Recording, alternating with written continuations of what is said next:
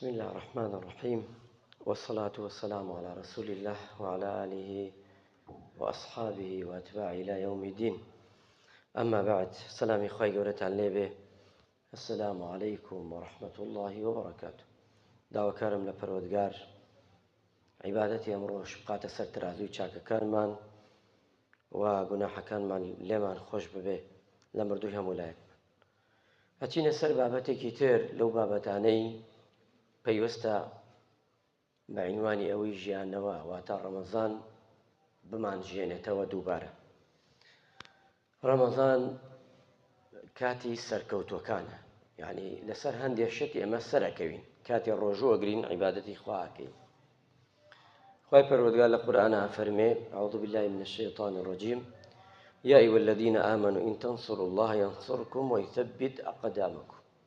هرچی کاتی مرۆڤ ویستی بوو، حەزی کرد، ئارەزووی بووی، یعنی ویستێکی هەبوو لەسەر شتێک بۆی سەرکەوتوو بێ بەسەر ئەو شتە، زاڵ بێ، خوای گەورە تەوفیقی بدا زاڵە بێ بەسەریا. بە تایبەتی ئێمە لە ڕەمەزانە ئەو شتانە چین کە ئێمە لە ڕەمەزانە زاڵە بین بەسەریا، ئەتوانین بەسەریا سەر بکەوین. یەکەمیانەوەی ئیمانداران ئەڕیا،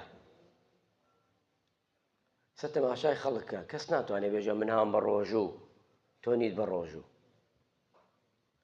کاتێک لە ڕۆژە سونەتەکانە کەسێ بە ڕۆژوو بێ ئەتوانێت ڕیا بکە، بەس ڕەمەزانە نایکە. ڕیای چی بکە؟ ئومەت گشتیا بە ڕۆژوو، ئیلا ئەو کەسانە نەبێنین بە ڕۆژوو، عوزری شەرعیانەیە، یان کۆمەڵێک باوەڕیان بە ڕۆژوو نییە. بەڵام لە ڕۆژی سونەتانە، ڕۆژی سونەت سێرەکەی زۆرینەی موسڵمان نییە بە ڕۆژوو. چەند کەسێکە ئەیام البیضا، دووشەمەیە، پێشەمەیە، ئەمە لەوەی ڕیایەکی تیا بکرێ، فڵان کەسا بە ڕۆژوو، باجار لەبەردەم خەڵکا لەوەی بشکێنێ و بۆی بێژن فڵان کەسا بە ڕۆژوو. ئەبێ هەموو شتێک دووری بکەیتەوە لە ڕیا.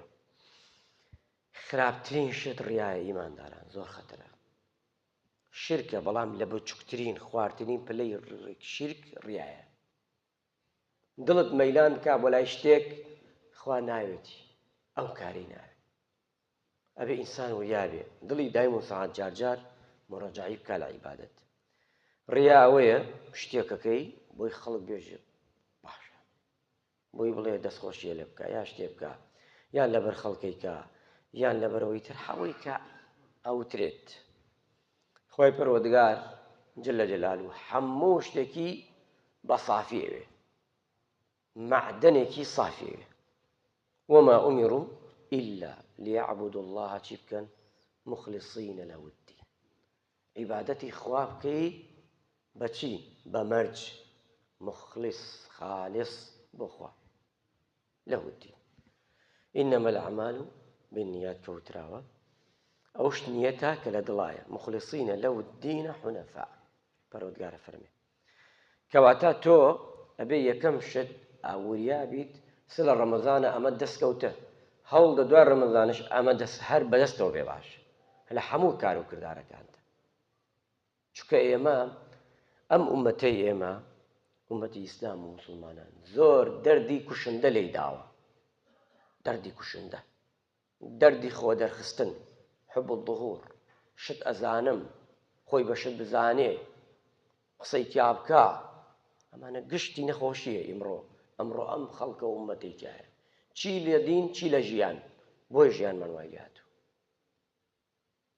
بۆیە ژیانمان وای لێ هاتوو. تۆ تەسەوور کەیسە لە دینە، کێ قسە ناکا لە دینە؟ ئایا ئەو خەڵکە گشتی فەقیهە؟ ئایا گشتی لە قورئان تێگا؟ ئایا گشتی لە سونەت تێگا؟ ئەو کەسەی کە کاتێ فتوا بە خەڵکەدا ئەبێ 12 علم بزانێ، گشتی یەڵە قسەی بکە. ئایا ئەو خەڵکە وایە؟ نا. بۆیە ئاوا دنیا گشتی سەرمان لێشێوە. تەنانەت بۆ دنیاش ئایا هەموو سیاسەتمەدارە؟ نا، هەموو کەسە قسەی تیا بۆ فەوزایەکە بۆ خۆی، ئیتر ما ئیلا ما ڕەحیمە ڕەبی. ئەبێ وریابین، چونکە ئەمە بەس بۆ چییە؟ ئەم هەمکە قسە ئەکرێ و ئەوەیکا و ئەمەیکا بۆ چییە؟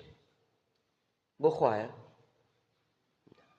کەی بۆ خوایە؟ خوا کەی وتێتی لە دینە فرە قسە؟ ئەوەی پێویستە بە تۆ قسە بکەوتەوە. نەخێر بۆیە بەڵکو بۆ شتی ترە بۆ ئامرازێکە ئەم ئامرازە پێ ئەڵەن چی ڕیا بۆ دەرخستنی شخصێک کەسێک مرۆڤێک ئەم مرۆڤە ئیشی خۆشی نییە زۆر جار بکڵێ لەو ئیشی ئەو نییە بەس هاتوۆتە داخل لەو ئیشاکە بۆی خۆی دەرخا شان بەشان تۆ ڕوا بەژە منش هەم ئیش ئەوش نییە چکە بۆ ئەوە کاتەوا لێیەکە ئەبێتە ئەوەی ئیشەکە لێ تێک چووە شەیتان قیادەی ئیشەکە دەکا بەس تۆ خەوەرت نییە لە خۆت داماو بووین زۆریمان داماو بووین شەیتان خەڵەتانووی بەناوی دینەوە بەلیغوا عنی ئایە بەلیغ قەینا ئایە من لەگەڵتم بەس ئایە لە جێگەی خۆی حەدیث لە جێگەی خۆی ئایە جیایە حەدیث جیایە بگەینتە خەڵک فتوا جیایە فتوا شتێکی ترە ئیمامی ئەحمەدی کوڕی حەنبەل هاتنە لای 40 پرسیاریان کرد 12 پرسیاری جواب داوە وتی بڕۆن بێژن ئەحمەد نازانێ سەحابە پاکی ڕایەکە ئێستا گشتی بۆتە موفتی پارەکە بۆ 7 ملیۆن بێیسە چۆن 2 ملیۆن ئێ تو چی لێزانی ئێ تو بێ بابە بێ تۆ شی بکەرەوە بۆم بزان زی و ئاڵتونەکە ئەکا چەندێ پارە هەر ئەو نەپرسیارەی لێ یەکەم وە چەند مسقاڵەکە لە درهەمەکە چەندێ دەرەچێ لە زیوەکە چەند دەرەچێ لەسەر مەزەبەکان ئەورە چەندێ دەرەچێ لە مەزەبەکەی تر چەندێ دەرەچێ لای ئیمامەکان چەندە عولەمایان چیان فەرمووە شەر بێ هەموو شتێ بۆ تۆ بەس ئەوە تۆ هیچی لێ نازانی دەم شەکوتی لە شتێک کە گەرەکتە ئومەتێ بەرەو هەڵدان بووی ئومەتێ سێردەم توو بکە کە تۆ خۆت لە ئەسلی ئیشەکە نازانی ئێمە داماویە قوڕبەسەریە بۆ خۆت قیامەتت سەخت دەکەی تۆ فتوایەکە دەی چیتە لەمە چیمە ئیسە من مەلایەکەم چیمە ڕێی خۆم باسکەم لیژنەی فتواوتی و تاو کەی کێشەی منە گونەحبار بن ئەوان گونەحبارە بن خێریان بگا ئەوان خێران بن من نەقڵم کردووە خوایەگیان تۆ شایدی نەقڵی ئەوم کردووە من عالم نیم زانام نیم من کەسێکم ئەوەی کە شتێکە ئەیتێرم و نەقلێکم و زیاتر ناڵێم چکە بۆی قیامەتی خۆم سەخت نەبێت دووەمیانەوەیە لەسەر شەیطان إن الشيطان لكم عدو فاتخذوا عدوا شەیطان زۆر دوژمنێکی سەرسەختە ئێستا خانیەک تەیە بۆ نمونە چەند ساڵە 50 ساڵە هەی لێ ناوێ دوای فرۆشتە یەکێکی تر تۆ شارەزای یان ئەو تەبعەن تۆ یەو جارە ساڵێ سەندێتی شەیطان و ئێمەش وای شەیطان هەموو نقطە زوعفەکانی بەشەر ئەزانێ لەکوێیە ئەزانێ بەچی گیرێ خەڵکی وایە بەدین ئەیگرێ بەدین سەری لێ شێوێنێ هەر بەدینەکە نییە سەری لێ شێوێنێ ها کابرا 300 ساڵ عیبادەتی کرد دوای بە کافری مرد زینای پێکرد قەتلی پێکرد کوفری پێکرد عابد بوو عابد لە شاخکە لە کوێیەک بەنی ئیسرائیل پێغەمبەری خوای گێڕێتەوە عەلەیهی سەڵات وسەلام چونکە مەعال ئەم کەسە بۆ خوا زاید بوو لە خۆی دەرچوو کە لە خۆی دەرچوو شەیطان خەڵەتانی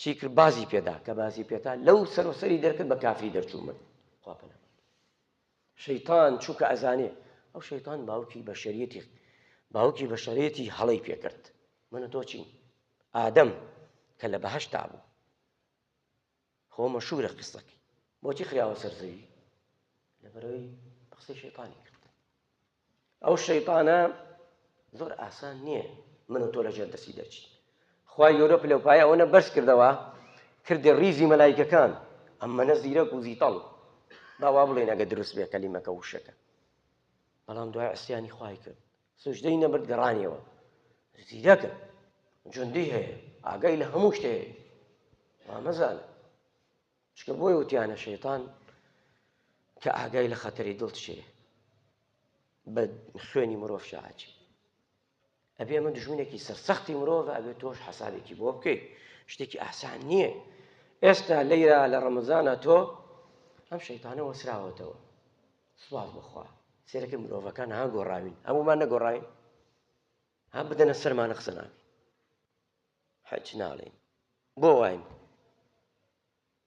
چکە شەیطانەکان بەسراونەتەوە کۆت و زەنجیر ئێمەش تەواو کەزوین هەموو شتەکان ترش وایە بەس دوای شەیطان دوای ڕەمەزان عەفوو سێرەکەی هەرو مرۆڤین بەڵام سێرەکەی چەندێ گۆڕین ئەوەیە کە لە ڕەمەزانە ئێمە سەرکەوتوینە سەر شەیطان ئەبێ دوای ڕەمەزانش هەروە بین إن الشيطان لكم عدو فاتخذوا عدوا إنما يكون حزبه ليكونوا من أصحاب السعير تاقمية حزبية ئیتر لە قیامەتە هەن لەگەڵ شەیتانەمانە. هێکێکی تر لەوانە ئیماندارە ئینتیصارات على الشهوات لەسەر شەهوەتەکانت. چکە بۆ ئارەزوو بەشەر خوای گەورە کاتێ مرۆڤی دروست کرد لە نێوانی دوو چی نادروستی کرد. دوو چی، یەکێکیان مەلائیکە. مەلائیکە هیچ ئارەزووی نییە، حەج مەسقالە زەڕە ئارەزوو نییە، شەهوەتی نییە، بەس عیبادەتەکە. لە نێوانی کۆمەڵێکی تر دوو لە ڕۆژەناپتان و بێئەدەبی نەبێ ئەوەش کە ئەمان بینێ دوای حەیوان گیان لەبەر ئەمە فول شەهوانیە، بەس شەهوەتی حەیوان هیچ نازانێ.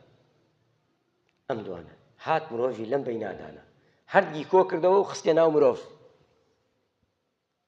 هەردگی بەشە ئارۆزۆکە و شەیتای بێژین شەهوەتەکە هەڵی هەیسە هەمومان هەمانە، دڵمانە ڕابەوە زۆر شت.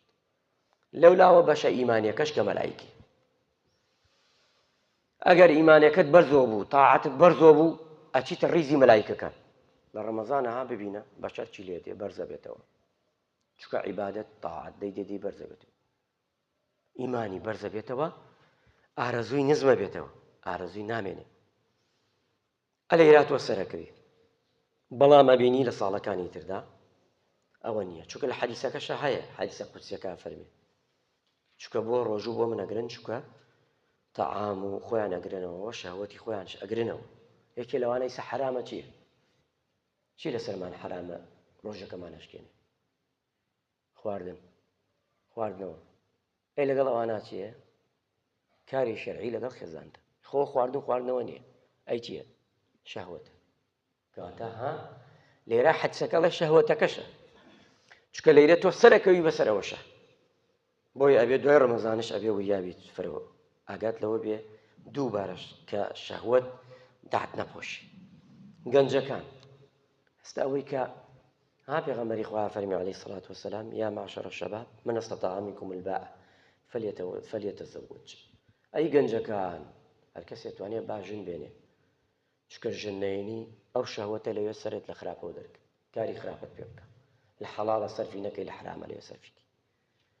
ئەگەر کەسێ نەیتوانی نەیتوانی پێغەمبەری خوا دەردی بۆ داناوە، دەرمانی بۆ داناوە، فعەلەیکە بەچی؟ بەسەوم، ڕۆژوو بگرە، چکە ڕۆژوو شەهوەت داهەڵەزێنێ، باڵانسی داهەڵەزێنێ، واتە شەهوەتت کەمە بێتەوە، کاتە ئیمانت بەرزە بێتەوە. ئەمە دەستکەوتێکی تر لەو دەستکەوتانە کە ئێمە هەمانە. دەستکەوتی چوارەممان انتصارات على الشح والبخل، ڕەزیلی دەستنوقانن. ئیاکم والشح، وریابن ڕەزیلی و دەستنوقانن، دەستەش فراوان مەکەرەوە زۆر، بەتایبەتی لەم زەمانەدا. ئەوەنە ڕەزیل مەبە خۆت و ماڵ مناڵەکە دەستیان لە چاوی خەڵکتر بێت. ئەگەر ئاوت وەک پارەت وەک بەحر ڕێی کرد ئیسرافشی تیان مەکە، ئەمە بکە یاسا بۆ خۆت، نەک هەبوو هەڵڕشێنە، نەک هەبووش بیگرەوە، نە ئەوە بکە لە وەسەتا بە لە وەسەت. خوا وەسەتی خۆشگەرەک لە هەموو شتێکە، نە زۆر زیادڕەوی نە زۆر نوقاننیش. ئەوە قەزمان ئەوەیە ئیاکم والشح، وریای ڕەزیلی بن. تۆ چیمان لێکە؟ ڕەزیل و بەخیلی. فإنه أهلك من كان قبلكم، چونکە قەومان و گەلانی تر بە بۆنەی ئەوەت یاچوو فەوتان، ئەمریان کرد بە زوڵم و زوڵمیان لە خۆیان کرد، ئەمریان کرد بە بڕین و بڕاندیان، ئەمریان کرد بە فوجوریەت، واتە لە دین دەرچوون، ئەو کاتە دەرچوون لە دین.